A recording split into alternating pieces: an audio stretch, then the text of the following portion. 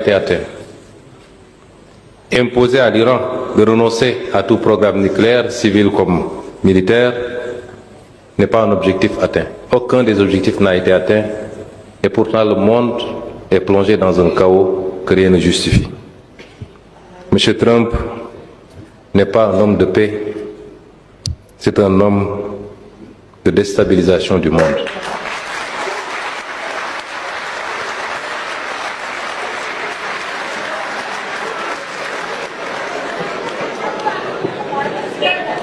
Magnifique intervention d'Ousmane Sonko, le Premier ministre sénégalais, qui a fait une sortie absolument magistrale en humiliant Donald Trump sur des faits qui sont aujourd'hui la réalité. Vous aurez beau les nier, vous aurez beau écouter les États-Unis venir vous expliquer qu'ils ont gagné la guerre. Aujourd'hui, ce n'est absolument pas le cas. Le régime n'a pas changé. Le détroit d'Ormuz maintenant est réouvert et fermé tous les jours. Et encore, quand il est réouvert, il y a des péages qui ont été mis en place qui n'étaient pas là avant le début de la guerre.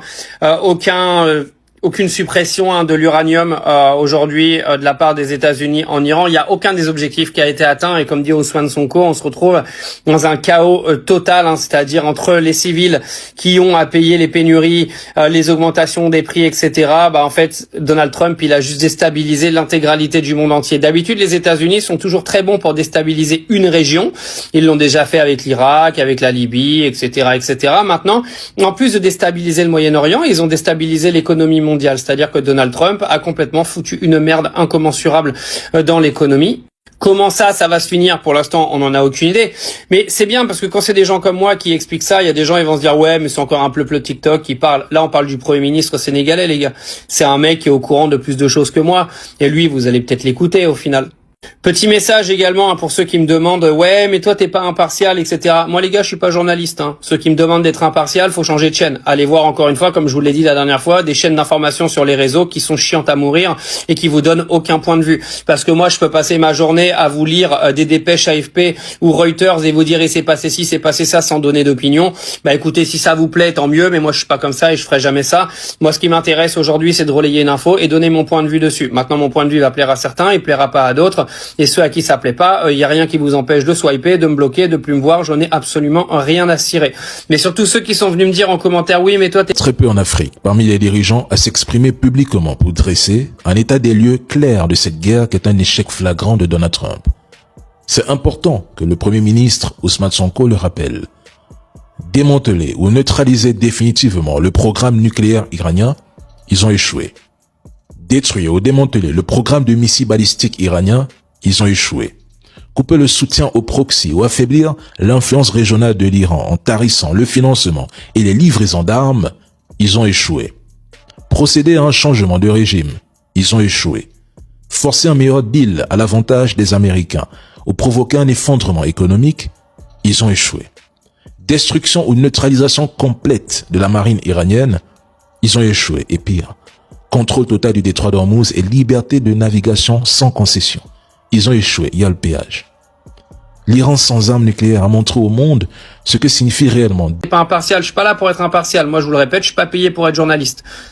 Donc, si vous avez envie d'écouter des gens qui vous informent sans donner d'opinion, vous en avez plein, ça pullule partout. Il y en a à la télévision, il y en a même sur les réseaux. Les hommes politiques ont le droit également de donner leurs opinions. Ousmane Sonko vient de le prouver. Donc, moi, j'ai également le droit de donner mon opinion sur l'information et le monde qui m'entoure. Et aujourd'hui, venez pas faire genre tout le monde a son opinion, parce que si t'as pas d'opinion aujourd'hui, t'es fade quoi. Donc bravo au Sénégal, bravo à Ousmane Sonko, de toute façon bravo aux pays d'Afrique en général qui ont toujours des bonnes analyses sur le monde qui les entoure, vu que ce sont eux les premières victimes des grandes puissances. Je pense que ça vaut toujours un petit peu le détour de les écouter.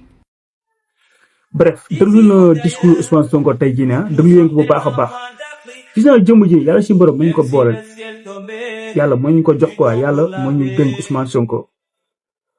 gis na réew yi ko soxla bëri na trop gis na réew yu bëri suñu soñoon am Ousmane Sonko mii nii mais yàlla suñu borom Sénégal la ko baaxee wàccee ñu ko ma tax ñu war koo fonk quoi Ousmane ñu ko war a fonk lañu barki Seydina Mohamed xam naa fi ñuy yóbbu mooy gën foofu. mbokk yi Sarr bu Touba moo dellu si di wax ak yéen tey nag dañuy ñëw si ndaje bi nga xamante ni ku ñu naan Pascal Boniface amaloon na ko ak PM démb yaakaar naa kàddu yi fi tukkooy ñëpp dégg nañ ko koo xamante ni ku populaire la si àdduna koo xam ne chaque année dafay génne 20 personnes yi gën a impopulaire si àdduna ñi gën a am voix ci àdduna mais ñi gën a am mbooloo ci àdduna mais ñi nga xam ne bu ñu waxee àdduna ñëpp déglu leen 20 personnes yooyu mu boole ci góor yàlla bi ñu naan Seydina Ousmane Sonko ñëpp gis li muy dox ci Sénégal mais ñëpp gis li muy def ci àdduna tey ku mel noonu bu fekkoon te ni daf ko wax ñu ne Sénégalais moo ko wax du am populaire bi mu am mais ki ko wax tubaab la boo xam ne xamutoon sax Ousmane Sonko c'est la première fois ñuy toog ak moom di bokk ak moom jotaay mais xam na ban nit la moo tax mu boole ko tey ci 20 personnes yi gën a am doole ci àdduna loolu nag ñun Sénégal xoolal dëkk bu ndaw bi ñu nekk xoolal réew mu ndaw mi ñu nekk nga xamante ni tey dañ naan ci réew yi gën a pauvre la ñu bokk mais bu ñu amee ku mel ni Seydina Ousmane Sonko yàlla suñu borom def mu dem ba àdduna bépp ràññatle ko ñun ñu war a xam nag ki ñu am kan la ñu jël ko jéem ko def mu nekk suñu njiitu réew ndax njariñ loolu àdduna xame ko ba jàpp ni ñoom mën na diriger sax seeni réew waxuma la suñu réew ñun pourquoi pas ñun buñ ko amee ñu def le tout ba kooku jiite ñu pourtant loolu mooy suñu njariñ tey dama naan ki ko wax tey bu fekkonte ni africain la wala nangam da ngay dégg dañ ko jënd wala dañ ko nangam mais non kenn sañu ko wax c'est parce que kii avant Sonko di Sonko daf daan def liggéey bu am solo di ko tasaare ci àdduna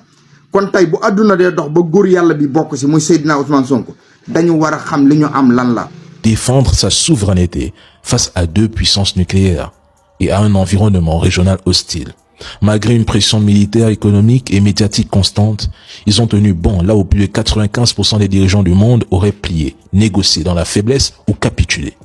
Ils ont prouvé qu'un État peut résister sans s'aligner, sans se soumettre ou sans abandonner le contrôle total de ses décisions stratégiques.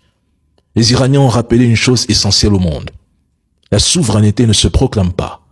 Elle se défend dans la durée, dans la douleur et parfois dans l'isolement. Ils ont montré qu'aucune puissance, même dotée d'armes nucléaires, ne peut contenir durablement une guerre asymétrique menée par un adversaire déterminé. Dans tous leurs objectifs, ils ont échoué. Donc de quelle victoire américaine ou de l'entité nous parle-t-on? Sénégal, gars, Sénégal, nous avons des personnes ressources. C'est-à-dire, sëñ bi yaram dégg maanaam tey dama dégg ay discours yoo xam ni franchement sénégalais foo mën a nekk foo mën a féetoo da nga war a fieraat ci sénégalais maanaam tey rentrer au cours tribunaux yi d'abord man tàmbalee par foofu parce que xamoon fu may tàmbalee ndax rentrer cours tribunaux yi laay tàmbalee ci bon allocution maître Khadim Ciss wala ci Ousmane Sonko mais bon bàyyi ma tàmbalee ci maître Khadim Ciss. Maître Khadim Ciss tey rentré au cours des tribunaux devant le président Bassirou Diomaye Faye maanaam ca toogaayu Diomaye Faye ba la maître Khadim Ciss ñu jox ko conférencier ñu jox ko parole mais waa ji qu'est-ce qu'il a fait en ses tout début dafa ne teg maanaam tekkam jooju mooy wane ne comment le silence est bruissant de parole maanaam noppi te léegi bi mu noppee ba yàgg mu jël parole mais fi mu jëlee parole mooy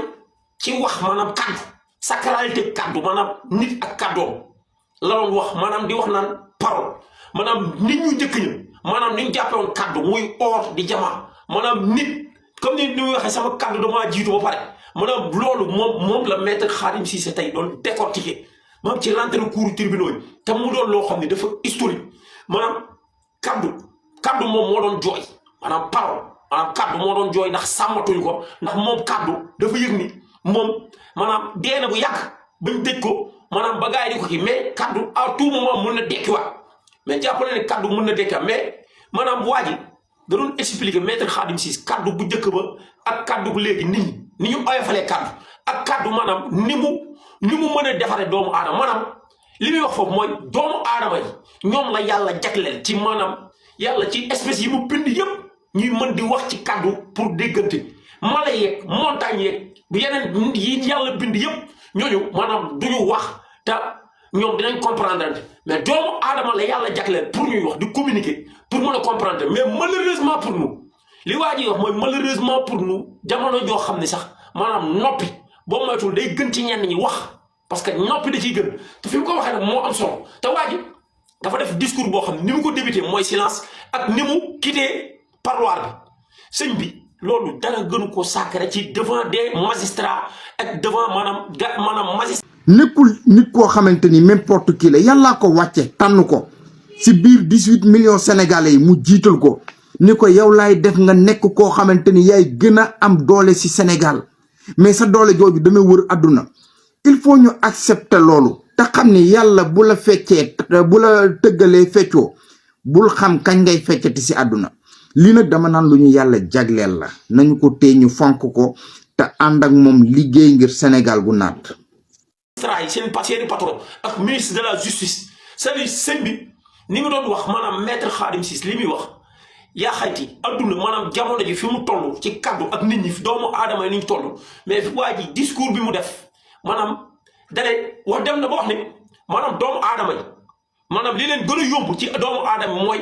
li leen gën a yomb surtout boo nekkee nitu ñaari jabar góoru ñaari jabar wala góoru polygame ne li gën a yomb mooy défendre sa bopp ci kanamu juge wala ci kanamu avocat moo gën a yomb gars yi défendre seen bopp devant seen jabar seeni jabar dem na ba wax loolu mais sa waay waa ji je sais pas mais il a lancé un message boo xam ni message boo xam ni message bu fort mais bon de par là je passe di waxaat message bi nga xam ni message bu adduna moom la Ousmane Sonko joxe devant Pascal Boniface mooy kan Pascal Boniface mooy tubaab bi bindoon Ousmane Sonko ci 20 mètres monde bi mais bon tey boobu na ñëpp jaajëfal bon gis naa ne Ousmane Sonko di jaajëfal Damboy mais benn paaw magu Pastef en l'occurrence magu Pastef Ousmane Diop doyen Ousmane Diop moom moo dox lépp wax ko jëli ñoom Damboy teg leen au devant de la scène doyen Ousmane Diop gis nga ne Pastef lii la bare Pastef dafa bare ñoo xam ni ay doomu aadama yoo xam ne ci silence lañ peut-être yeggewuñu fenn fi mais bu ñu ñëwee ba fenn fi dañuy jox koo xam ne moo ëpp influence jox la nga jiiti mais yaaxayte ay Damboy tam bu ñu ñëwee bu leen Ousmane ko joxee lii maanaam tey dañoo waroon bindal Ousmane Diop dañoo waroon bindal Ousmane Sonko bindal ko ne ko doyen Ousmane Diop moom moo nekk ci ginnaaw lii yépp invité Pascal Boniface ba mu ci dalee dox man y a 3 mois de cela mu ngi si doon dox ñëw na waxtaan ceeg ak kilifa gi muy honorable député Cheikh Bara bu yàgg ba réussite bi ba ni mu amee nii ni mu taxawee c'est le doyen Ousmane Diop qui est derrière maa ngi koy informar Ousmane Sonko doyen Ousmane Diop bu magi Pastef moo nekk ci ginnaaw lii yépp bon ma ñëw ci discours Ousmane Sonko dafa tàmbalee ci lu rëy loo xam ni maanaam kenn sañu ko c'est-à-dire il faudra être vraiment Ousmane Sonko pour faire ce genre de choses franchement parce que Ousmane Sonko nit ku transparent doomu aadama maanaam kenn doomu aadama c'est-à-dire ay Donald Trump ay banditisme adduna bi Donald Trump maanaam Donald Trump day ñëw fekk président jàmbur ne ko coppet ñëw fekk adduna bi fi mu toll da doon nattu dooleem ci Iran maanaam foofu la Ousmane Sonko di waxee ne Ousmane Sonko li mu wax li mu débuté mooy Donald Trump day ñëw ne boo ñëwee nekk président wala nekk nangam dañ lay wax pour nga tagg ko pour suba maanaam pour mu jël prix Nobel de la paix maanaam prix bi nga xam ne dañ koy jox nitu jàmm ci adduna bi ki ëpp jàmm ci adduna bi maanaam Donald Trump bu invité président de la République autorité yenn yi loolu la leen di wax tey loolu la Ousmane Sonko déchiré maanaam prendre à contre-pied maanaam kenn donc Ousmane Sonko il n'est pas un simple premier ministre Ousmane Sonko il est plus qu'un premier ministre c'est-à-dire Ousmane Sonko face aux puissances mondiales face à tout le monde Ousmane Sonko quand il parle il ne porte pas de gants c'est-à-dire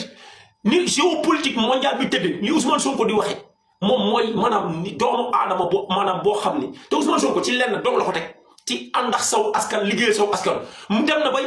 joxe exemple Iran malgré embargo yi malgré lépp tey Iran maanaam gars yi coono Trump li mu doon natt Iran mooy ndax askanu Iran ànd nañu njiital Iran la woon maanaam te ñu ray ko ndax askan wi léegi askanu Iran wi ñoom ba ñu demee ba àndax seeni njiit tey maanaam am réew li leen Ousmane Sonko di waxaat aw askan dañuy gëm seen bopp gëm dirigeant lu jub gëm ay dirigeant yu baax yu jub maanaam aw askan doon ci ñooñu lañu war a rangé wu maanaam nit dirigeant boo fi mën a doon ci adduna gis nga bu la lobby yi ngi tëkkee tënk la ba def loolu loo warte def bis bu saw askan du mooyoo parce que ñii duñu ànd ak kenn ku àndul ak askanam maa ngi waxaat askanu Sénégal lu mu metti lu mu tartar nañu ànd ak Ousmane Sonko di valider li muy def parce que franchement tey Pascal Boniface malgré tout ce qu'il a écrit mais ci biir bindi da ci def yoo xam ni ay galgal yoo xam ni sénégalais gisuñu ko mais Ousmane Sonko bon c'est vrai du la invité ba pare di la humilier mais dafa yóbbuwaat Pascal Boniface ci à ce que mu appelé ko à la raison parce que tubaab à chaque fois même bu la taggee da ciy jéem a rax ay galgal ak ay saay-saay c'est vrai que ni bon Pascal Boniface doo xam intention parce que bon comme dugal na Ousmane Sonko ci 20 personnes au monde bi gën a influent mais tâche ya mu def ca Ousmane Sonko ak Pastef ak gassa moom na mu ko déggee tubaab bi ak na mu ko décrire te Ousmane Sonko da ko leeral ci terme yu leer te Ousmane Sonko leeral na ni moom tey lay door a dégg Pascal Boniface tey la koy door a gis te loolu nag doyen Ousmane Diop encore une fois magu Pastef man yëg nañ ko lu mat 3 mois avant moo ko doon dox na ci ba sonn moo lijjanti lépp jox ko ñoom andi ñoom dàmbooj nag teg leen au devant de la chaîne bon andi na ci nag aussi benn kii nu mu tudd tiktoker Jazz aussi andi na ko ci mais lépp tout derrière mooy ki nekk ci ginnaaw Ousmane Sonko góor googu sol lu weex li kooku mooy doyen Ousmane Diop kooku magu Pastef li mu ciy def te benn pas boo xam ne bu nekk ci loolu ombre bi la mais Pastef li mu ciy liggéey di ciy liggéey bu mucc ay gis nga genre pas yooyu ñoo mérité ku leen tàgg mais tey wax ñu continue ci Ousmane Sonko yóbbante na Pascal Boniface parce que Pascal Boniface vitrine la Ousmane Sonko woowu andiwuñu ko fi pour mu nekk gan pour mu koy xas mais Ousmane Sonko da ko doon rappelé waat maanaam lan mooy la parce que dafa bind ci livre am turu Ousmane Sonko bind ci yenn yi mais tey Ousmane Sonko dafa profité ci yenn ci vitrine bi wax ak tërëb wax ak adduna bi wax ak maanaam Europe wax ak Afrique ci boppam maanaam face ak lii xew nii ci adduna bi lan moo ciy position Afrique nan la ci war a doxee nan la ci africains yi war a taxawee di joxe nag maanaam africains yi maanaam di jox réew africains yi yëpp di leen delluwaat ci gëm seen bopp ak gëm seenu askan ak liggéey seenu askan parce que Ousmane Sonko li muy wax mooy njiitu Afrique yi fi daan ne juste la plupart du temps ñu si bare ay marionnette la ñu doon maanaam di liggéey pour ay lobbying donc peuple africain yi aussi bu ñu nangu kenn ku leen di jiite maanaam di verser ci compte ñeneen maanaam réew boo koy liggéey da ngay liggéey ci réalité réew ma ak maanaam waa réew ma lañ ko Ousmane Sonko nag li muy wax mooy moom li muy liggéey comme je le dis Ousmane Sonko alalu borom barke la dañ koy jariñoo moom du jariñ boppam ñor ko parce que koo xam ni maanaam sa bopp ñoru la moom mooy def lii maanaam face à ces superpuissances mondiales maanaam équilibre de la terreur tey c'est bien beau ay Iran yi ay nangam parce que Iran lenn dong la moo tax ba léegi ñu respecté ko tey li tax mu réussir guerre bi maanaam toog ci tànkam gëm boppam nit da ngay gëm sa bopp gëm sa aw askan dañuy gëm seen bopp liggéey ngir seenu réew am fu la parce que Ousmane Sonko wax na ko ci contrat yi wax ko ci lépp parce que bu demee ba ne moom contrat yi maanaam ay kiiwu international yeeg mën a nangu ne ci biir contrat yi ak njubadi ñoo ci ne parce que Ousmane Sonko xam na ne contrat yi ni ñu ko signé bu ñu ko demee attaqué ko ci ay njubadi international mën na jël temps mais mën na nangam mën na jël temps mais quel que soit par ailleurs Sénégal mooy gagné donc Ousmane Sonko loolu la gëm mais gëm bi mooy bi mu ko gëmee da ko renégocier ak ñi fi nekkoon parce que xam na ni maanaam tey Ousmane Sonko muy waxaat nag aussi dañu gëmloo waat suñu bopp maanaam gëmloo waat suñu bopp mooy maanaam gars yi civilisation bi ñuy wan dañu gëmloo ni ñun maanaam ñun ay dof la wala ñun wéruñu wala ñun bon dañoo mal civilisé mooy ñuy am ay ñaari jabar ak ay ñetti jabar jur ay doom yu bari ak yooyu mooy mal civilisé peut-être loolu dañ ko def suñu bopp ba dañuy pauvre loo léegi nag Ousmane Sonko li mu wax mooy moom gisul réew moo xam ne développé na malgré tout maanaam démographie ak géographie loolu li muy firnde mooy maa ngi koy waxaat ak Ousmane Sonko aussi li ngay indi mooy ñun dañoo tegal ay njiit yoo xam ni maanaam dañoo ragaloo Macky Sall demoon na bay wax ne ñun sax dañoo mën a jur mais tey Ousmane Sonko weddi na loolu yëpp wane ne ñun sax espace bi ñu am te loolu Serigne Cheikh yàgg na ko wax maanaam espace bi ñu am ni ak bi ñu am Chine amu ko mais Chine popularité bi ëpp na loolu parce que ñun dañoo war a adduna boo gisee adduna di la ragal adduna mu ngi lay ragalee ci say ndaw ni ñu toll te Ousmane Sonko wane naa waat ne Afrique ndaw ñi dañoo bare mais ndaw ñi bu ñu baree yaa xayti gars yi ñi ne ci kaw buñ ko def benn politique boo xam ne ndaw ñi dañuy nekk benn bombe exploser seen loxo mais nañ utiliser ndaw ñi à bon escient ñu liggéey réew mi tabaxaat réew mi léegi loolu lan la ci Ousmane Sonko joxe mooy nit démographie ak géographie maanaam tey maa ngi koy misaal ci doomu aadama bi bu fekkee yow da ngay liggéey di fayeku di loué amoo suuf amoo nangam mais da nga maanaam bu dee da ngay loué fi nga loué moomoo ko fi nga dëkk moomoo ko mais da ngay ragal a jur te ñun loolu la ñu def léegi nag ñii fi ne jël suuf si maanaam démographie ak géographie mooy Ousmane Sonko aussi répartition wu suuf si ñu jox ko askan wi maanaam pauvre yi mën a am accès ci ay kër parce que bu njëkk ba mag ñu njëkk ña suuf la ñu amoon ami tool am géej espace su Sénégal bi lañu occupé wul ni ñu ko occupé moo ñaaw ba pare contracté wu Dakar bi ñu contracté woon Dakar nag ak ay Touba ak yooyu maanaam gars yi dañuy def de sorte que benn nit moom mooy téye suuf si bare accaparé suuf si donc suuf si pauvre yi war nañoo mën a am ay kër war a mën a di jur loolu moom mooy maanaam loolu mooy puissance su adduna maanaam adduna bi fi mu toll nii lii maye doole mooy te aussi bu njëkk ba na leen ko waxte dee mag ñu njëkk ñëpp man gis naa benn kilifa gu mag goo xam ni bu daan dem di julli ji jumaa it ba jiital ay doomam maanaam ñi doomu diw yeeg doomu diw yi di niroo ba mu sol cawaleem jiital ay doomam nag maanaam loolu moo nekkoon fierté mag ñi bu njëkk ba bu ñu daan julli ji jumaa da ngay gis kenn ku ne jiital sax njaboot jur parce que loolu même mag moo lay guddal fan parce que njaboot gi bu nu baree maanaam doomu kii maanaam nit ñi dañuy am ay jomb mais boo seetloo léegi ci terme yi ak ci langage bi ni ko maître Khadim Ciss doon waxe nit ñi dañoo rey parole yi maanaam ci école yi ak ci ndaw ñi li leen di jàngal mooy langage u mandikat bi ak langage u geeskat bi ak langage u agresseur bi loolu la ñuy imposer ndaw ñi loolu moo war a dañ léegi nag réew mi maanaam caga jeeg sàcc yeeg yooyu ñoo ko jiite woon loolu moom maanaam loolu la ñuy dindi cim réew parce que adduna boo bëggee vulgariser dara maanaam da nga koy def ci langage léegi day dem ba benn instant langage boobu day falaa moo tax boo seetloo vulgaire maanaam vulgaire yeeg yenn kii yeeg yooyu ko fi indi parce que dañoo amoon ay njiit yoo xam ne bëgguñu woon askan wi yeewu léegi nag Ousmane Sonko li muy def mooy day yee askan wi ba pare da leen di wan ne maanaam bu leen am complexe ku yàlla bind ci kaw suuf tant que yéen a ngi ci dëkk yaa ngi ci dëgg tant que yaa ngi ci dëgg bul am complexe ku yàlla bind sa waay waa ji na tudd monsieur le ministre na tudd DG na tudd nangam xam nga loo am service ngay def à la fin du mois on te rémunère c'est-à-dire loolu moo am Sénégal mais Sénégal par contre nit dañ koy jox poste mu jaawale poste bi ak boppam jaawale nangam def yoo xam ne parce que dafa am ñoo xam ne ci martaat la ñuy dunde dafa am ñoo xam ne ci martaat la ñuy dunde ñoom li ñu yaakaar mooy sa waay na fi Ousmane Sonko jug ñu lekk ñoom ñu séddoo léew lekk ko yëy ko te loolu maanaam tey Ousmane Sonko wax na sax bay def benn lapsus di doon wax président assemblée bëgg wax premier ministre wax ministre de la culture Amadou Ba gis naa ñu siy tooj Amadou Ba nag di ko mbalak naan futur premier ministre man jàpp naa ne Amadou Ba bon futur premier ministre am na loo xam ne buñ fi jëloon Ousmane Sonko di ko def Amadou Ba moo la gën a xam ne moom mënut a remplacer Ousmane Sonko xam na ni aussi moom du koy remplacer Ousmane Sonko xam na ni dignité ak ngorom du ko may ñu maanaam ñu jëlee fi Ousmane Sonko di ko fi teg Amadou Ba du genre boobu Amadou Ba bu Thiès encore une fois nit ku diñ la bon gars yi peut-être ay mbalaga ak kii wu Sonko xam nga Sonko daa mën a tooñ quoi mais bon loolu lapsus la fii maanaam Sénégal ñun dañoo am premier ministre bu spécial boo xam ni adduna amu ci complexe ku yàlla bindu du Donald Trump bon gis naa nag ay Thierno Bocoum profitar bi Thierno Bocoum post Facebook am Thierno Bocoum ay photom Thierno Bocoum yooyu yëpp ñu ëpp membre parti am Thierno Bocoum moom Thierno Bocoum moom Thierno Bocoum à l'image de Thierno Bocoum rek Thierno Bocoum leen Thierno Bocoum mooy tokaar la boo xam ne moom nee na du Ousmane Sonko war a wax jooju moom la kan laa war a wax Thierno Bocoum ban directive la war a jox Ousmane Sonko di ko naan yaa lii nga war a wax ak fii nga war a waxee sëñ bi tu es trop petit pour dire à Ousmane Sonko ce qu'il doit dire gars yi maanaam ñoom Thierno Bocoum est-ce que dégg ngeen ko mu wax ci góor jigéen bi est-ce que Thierno Bocoum dégg ngeen ko mu wax ci sida ji sëñ bi ñun suñu journalistes yi maa ngi leen di waxaat gars yi boo leen invité tey gars yi maanaam laaj leen ci góor jigéen ji ak sida ji lan moo ci seen position parce que li ci Ousmane Sonko sañ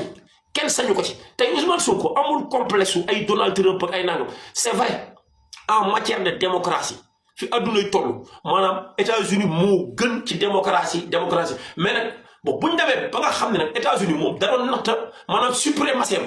tey li Ousmane Sonko di wax naan guerre maanaam sëñ bi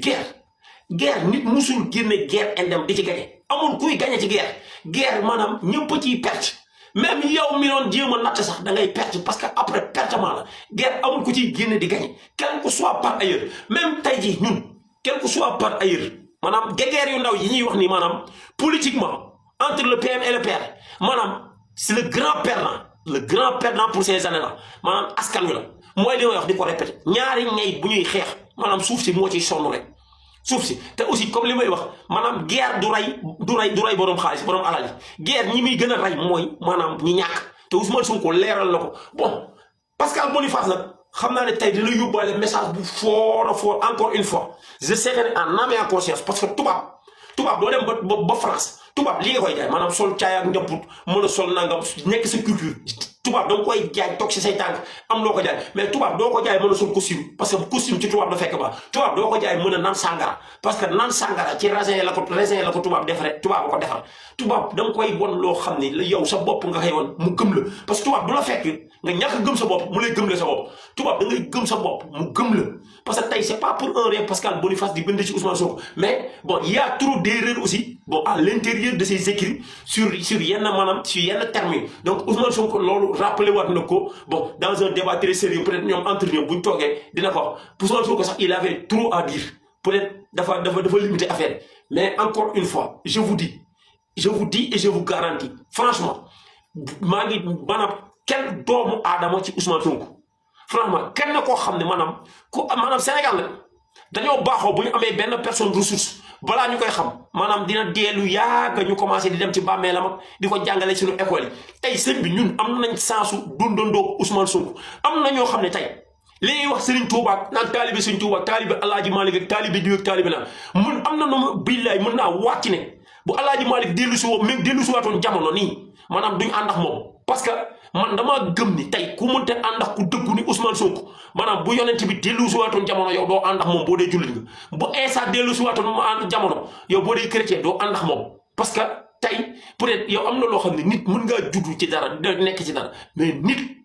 dem ba màgg xool dëgg xool nit ki xool Ousmane Sonko xool fi mu jëm xool li muy def ak réew mi yow mii di jaay sa bopp maanaam di jaay sa bopp pour di wala di jéem a attaquer Ousmane Sonko pour jaay sa bopp pour wane da nga am valeur pour wane da nga am njëg Ousmane Sonko moo la ëpp njëg fuuf te musuta jaay boppam te yow Ousmane Sonko bu doon jaay boppam kii tax ngay jaay sa bopp barki Sëñ Tuubaa du doon li mu doon Ousmane Sonko bu doon jaay boppam bu jaayoon boppam ca Macky Sall jaroon na bopp bu yàgg ma Cheikh Bara Ndiaye bu doon jaay boppam bu jaayoon boppam ca jamonoy Macky Sall jaroon man gis naa nag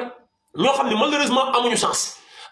mooy fa ñu waroon jaayee seen bopp fa ñu waroon jaay fa lañ jaayewul seen bopp parce que aussi nit li comme ni ñuy wax maanaam daagu fañ la noppee nit aussi des fois même boo amul parfum bu neex booy ànd ak borom parfum bu neex sa di nga nit aussi boo ñaayoo ba ñaaw bul ànd ak ku ñaaw ànd ak des fois ku rafet sax sa ñaaw di wàññeeku mais am na ñoo xam ne ndeysaan nii actuellement ñoom pour ñoom mën nañoo jaay seen bopp ci salte ci jéem a xaxar Ousmane Sonko wala jéem a sal te xamuñu ne Ousmane Sonko bu jaayoon boppam ñoom li ñuy jaayee seen bopp nii maanaam du ñu mën a tegu sax ci marché bi sëñ bi yaa xayti Ousmane Sonko du yéen te doo leen moom